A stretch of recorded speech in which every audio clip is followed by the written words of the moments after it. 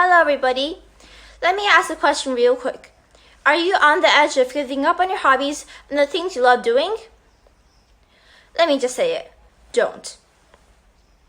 Whenever I ask, what is your hobby? People often respond by saying, oh, I used to have one, but I'm too busy. There's no time for such unimportant things anymore. Or, oh, drawing. Wait, no, that's not what I'm doing. I'm doing programming because arts aren't as useful, you know? And then I would be like, well, do you like programming? They would be like, well, no, but later on I will, I think. But somewhere deep inside, we all know that is not true. Many students give up on the things that they like at the age of 10 to 12 because of several reasons. Firstly, they may get attracted by what other people are doing and try that on their own. They may just be like, oh my gosh, this person seems to be having a lot of fun programming. Maybe I should try it. People will think, hey, even though I don't like this now, I'm confident that in the future I will. Well, do you think that's true? And then secondly, they don't have confidence in what they're doing. But hey, me, a normal person with average grades, have even won competitions. So why don't you give them a try? And thirdly, and most importantly, usefulness. I know a friend of my mom's, she once loved football, but she eventually gave up as she thought football isn't that useful. And then later on, she tried to change her hobby to mathematics. Well, now she's given up on mathematics as well because whenever she sees numbers, she puke. And this can also affect her mental health in addition. Recently, she has attempted to play football again, hoping the world will notice her again. But guess what?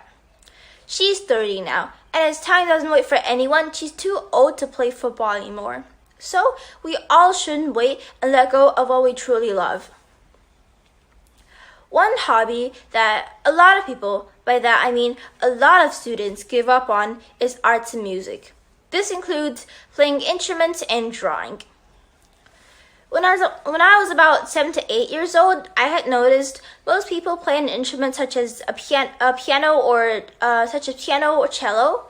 However, when I turned 10 to 13 years old, guess what? About 70% of my friends started giving up on music and arts. And then I was like, why? Why did you give up? I know you love music. I just know it. But then they responded, yeah, I do. But don't you think that music and arts are useless? Well, what can it do to this messy and chaotic society? Well, here I'm going to talk about how music is actually useful for society. For music specifically, firstly, it is known as heart healthy, being able to heal people who have heart problems. Research has shown that when music is played, blood flows more easily, and it can also reduce heart rate, lower blood pressure, and decrease cortisol, which is stress hormone levels, and increase endorphin levels in the blood as well. Secondly, it can lift moods and relieve depressions, which is a really important thing in life. Music can boost the brain's production of the hormone dopamine, which helps relieve feelings of anxiety and depression. Music is processed by the amygdala, which is another scientific term which you don't have to memorize. But just so you know, it's the part of the brain involved in mood and emotions. Research has found that listening to music can relieve stress by triggering biochemical stress reducers. So when you're feeling down, music can help pick you up. Like, really. Music, in addition, music therapy can also assist in pain management as well. Thirdly, and most importantly, it can, for arts generally, its most important power is to improve the society and change people's minds. Sarah A. Crawford, who is the co-founder and publicist of the original Color Collective, stated, "We couldn't exist in this world without art. The arts matter. The arts lift spirits. They help to break barriers of social injustices, brings forth unity, and creates a space of personal and artistic open mindfulness." Ron Ozer, who chairs the Art and Concert Guild, said, Advocating as a volunteer for the National Independent Venue Association in the past year, I met professionals across the country in desperate need as most had suspended all indoor concerts. The pandemic brought home why the arts matter, because without them, life becomes hollow and the economy stalls. I can summon statistics such as for each $1 in ticket spending, $12 is generated for the economy. But, he said, it is the beauty and depth of a life filled with music that makes the strongest case. Molly Giordano, who is the executive director of Delaware Art Museum, says, art in its many forms is the best way for us to create a shared understanding, navigate challenging conversations, or simply to see an issue, an idea, or a person in a new perspective. Art also gives us a language for emotions we struggle to verbalize, such as joy, grief, anxiety. All are brought to life with art. This is why art is essential. This is why artists are central to the health of our communities and our society.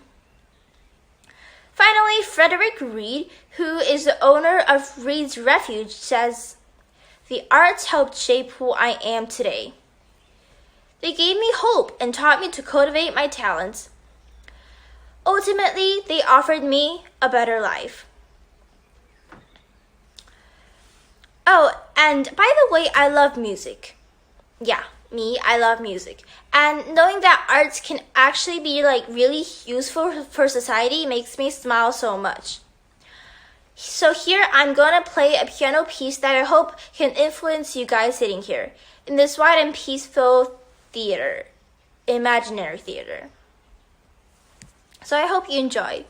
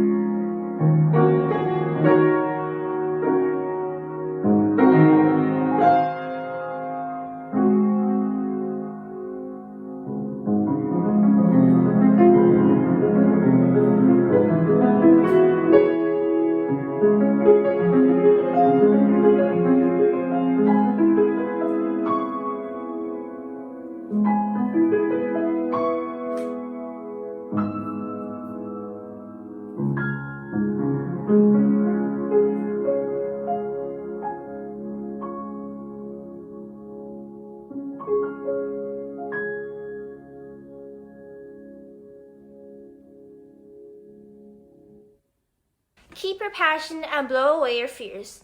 Passion's what keeps you going after a long day. It's the spark that opens you up to opportunities and helps the world become a better place. I hope you all have learned something from my speech today, and I hope you can make a big difference in the world someday. Thank you.